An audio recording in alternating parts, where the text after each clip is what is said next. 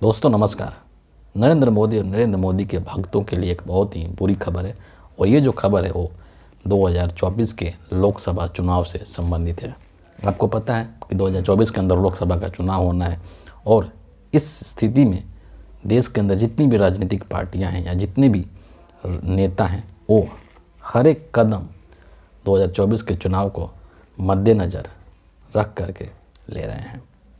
सांस भी ले रहे हैं तो चुनाव को ध्यान में रख कर ले रहे हैं कि कहीं ऐसा ना हो कि गलत तरीके से सांस ले लेंगे तो चुनाव में नुकसान हो जाएगा, है ना। तो हर एक कदम जो 2024 के चुनाव को ध्यान में रख करके लिया जा रहा है और इसी संदर्भ में एक जो सबसे बड़ा अलायंस बना इस देश के अंदर, जिसको कि हम लोग इंडिया अलायंस कहते हैं, जिसमें कि विपक्षी दलों के लगभग 28 जो पार्टियां हैं वो इसमें शामिल हैं। और एक महत्वपूर्ण बात यह है कि जब से ये अलायंस बना है तब से नरेंद्र मोदी के द्वारा और भाजपा के द्वारा और भाजपा के पूरे तंत्र के द्वारा इस गठबंधन को डिफेम करने की कोशिश लगातार की जा रही है। इसको तोड़ने की कोशिश, इनमें मतभेद पैदा करने की कोशिश, इसमें दरार डालने की कोशिश लगातार की जा रही है और इसके लिए साम दाम दंड भेद हर वो संभव जो तरीका है उसको अपनाया गया ताकि कैसे भी करके इनको तोड़ दो, इनको कमज़ोर कर दो। लेकिन दूसरी तरफ इंडिया अलायंस के सभी दल एकदम अडिग रहे, टस से मस नहीं हुए और अब जो है अब फाइनल स्टेज पर सब कुछ है। और इस गठबंधन के अंदर जो एक बहुत ही महत्वपूर्ण राज्य था वो उत्तर प्रदेश है। आपको पता है कि उत्तर प्रदेश को भारतीय राजनीति का कहते हैं ना कि दिल भी है और धड़कन भी है, और ये भी कहते हैं कि दिल्ली का जो रास्ता है, दिल्ली की जो कुर्सी है, उसका रास्ता उत्तर प्रदेश से होकर के आता है, क्योंकि उत्तर प्रदेश के अंदर हिंदुस्तान में सबसे अधिक लोकसभा की सीटें हैं 80। और उत्तर प्रदेश की जो राजनीतिक पार्टी है, प्रमुख पार्टी है, आपको पता है कि मायावती जी का बसपा है और अखिलेश यादव की पार्टी है समाजवादी पार्टी।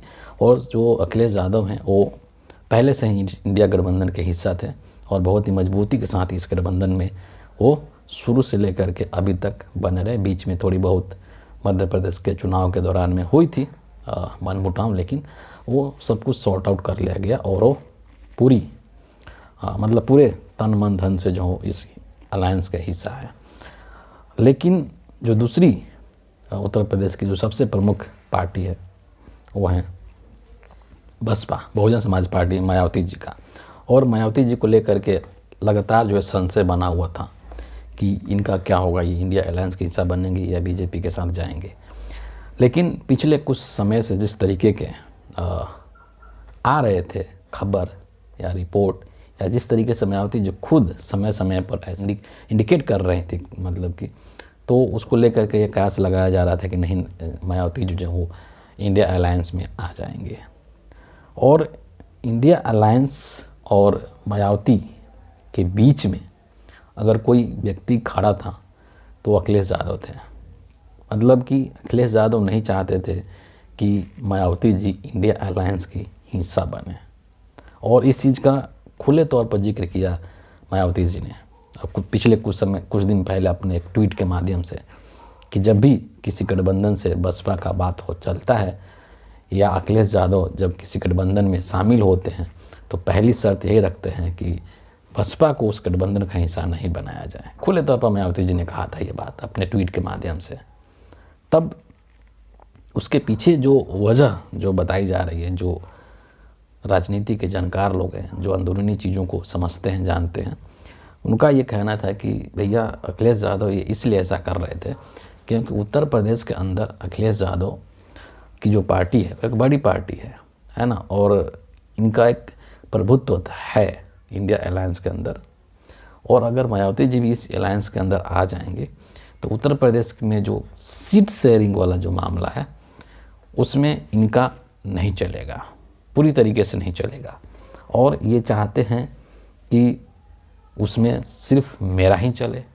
और जाहिर सी बात है कि अगर मायावती जी उस अलायंस में नहीं आती हैं तो उत्तर प्रदेश के अंदर लोकसभा के जो चुनाव का सबसे अधिक जो सीटें हैं वो अखिलेश जी को मिलेगा, और मायावती जी आ जाएंगी तो अखिलेश जी की सीटें कम हो जाएंगी, है ना। तो ये एक प्रमुख वजह बताया जा रहा था जिसके कारण से कि अखिलेश यादव ये नहीं चाहते थे कि मायावती जी इस अलायंस का हिस्सा बने। लेकिन इसकी दूसरी कहानी भी है।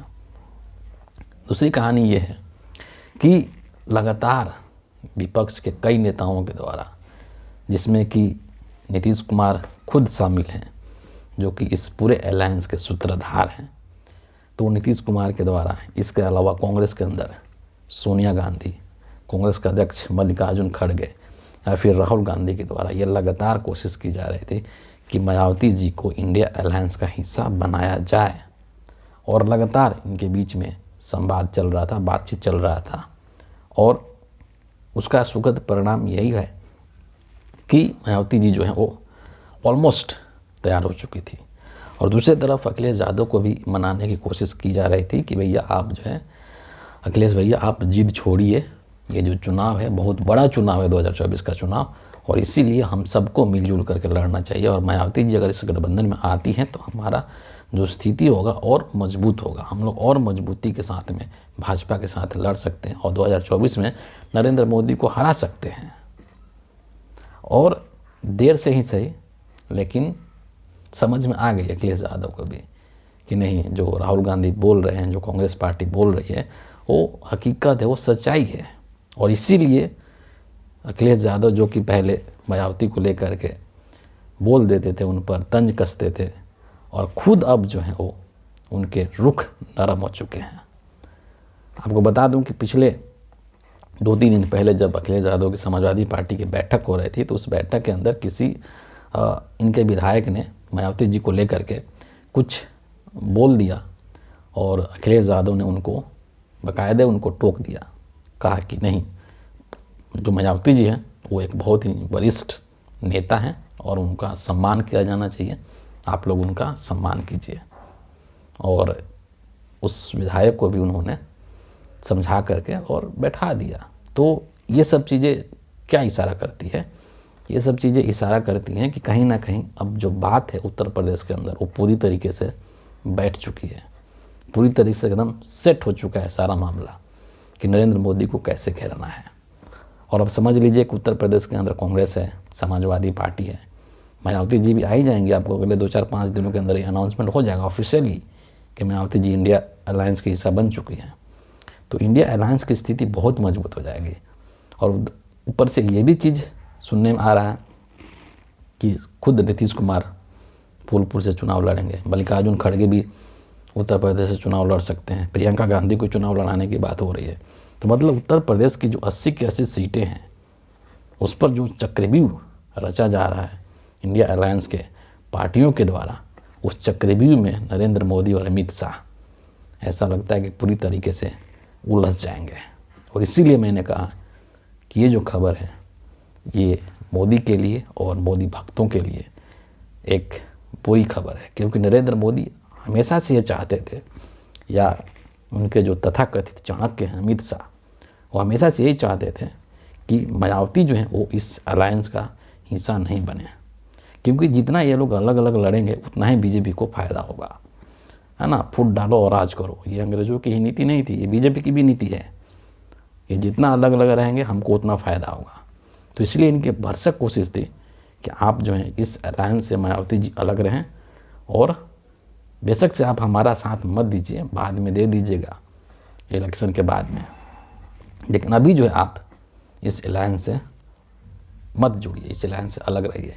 लेकिन हिम्मत की दाद देनी पड़ेगी मायावती जी भी की कि वो टस से मस नहीं हुई और बहुत ही मतलब मजबूती से डिसीजन लिया, और ये इंडिया अलायंस में आने की तरफ उनका रुख जो है वो साफ होता हुआ नज़र आ रहा है। बस इसका आधिकारिक या औपचारिक घोषणा करना बाकी है, जो कि बहुत ही जल्द हो जाएगा। तो इस वीडियो के लिए इतना ही। आप सभी का बहुत बहुत धन्यवाद।